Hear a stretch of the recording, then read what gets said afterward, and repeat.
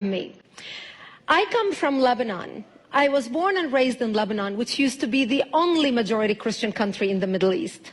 We were open-minded, we were fair, we were tolerant, we were multicultural. We prided ourselves in our multiculturalism. We had open border policy. We welcomed everyone to come to our country because we wanted to share with them the westernization which we had created in the heart of the Arabic world.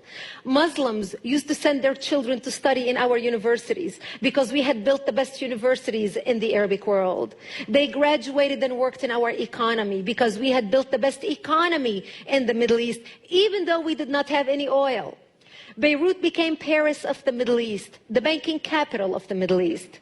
In 1965, National Geographic magazine had on its front cover, Lebanon, Eden of the Middle East.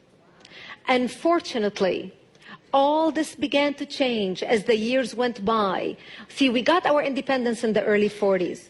But by the 60s and 70s, the Christians had become the minority and the Muslims had become the majority in Lebanon. And as the Islamic population grew in the country became less and less tolerant because they started pushing for more rights that were not compatible with our Judeo-Christian value system that we had created. And that's when the problems started. The problem was contained until the influx of the Palestinians out of Jordan in 1970, when Lebanon brought them in because we already had refugee camps. Actually, at that time, Lebanon was the only country in the Middle East to accept the third wave of Palestinians into Lebanon. The majority of them were Muslims. They put their heads together with the Muslims in Lebanon and declared jihad on the Christians. What they wanted to do is create a base from which to fight Israel, kill the Jews, and throw them into the sea. Something they tried to do in Jordan. Yasser Arafat and the Palestinians tried to do in Jordan, but they failed because of the dictatorship of the king. Yet they were able to come to Lebanon, use our open-mindedness, our fairness, our tolerance, our multiculturalism, and our democracy to topple our democracy. My 9/11 happened to me in 1975 when radical Muslims blew up my home, bringing it down, burying me under the rubble wounded as they shouted Allahu Akbar. My only crime was that I was a Christian living in a Christian town. I ended up in a hospital for 2.5 months. And as I laid in a hospital bed, hooked up to IVs in both arms, I would ask my parents, why did they do this to us? Why did they attack us?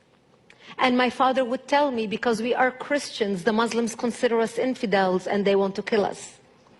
So I knew since I was a 10-year-old child that I am wanted dead simply because I was born into the Christian faith and lived in a Christian town. This is something so foreign to Christians in America. Because in America, our idea of persecution is, oh, I took my Bible with me to work today and people looked at me funny. That's our idea of persecution.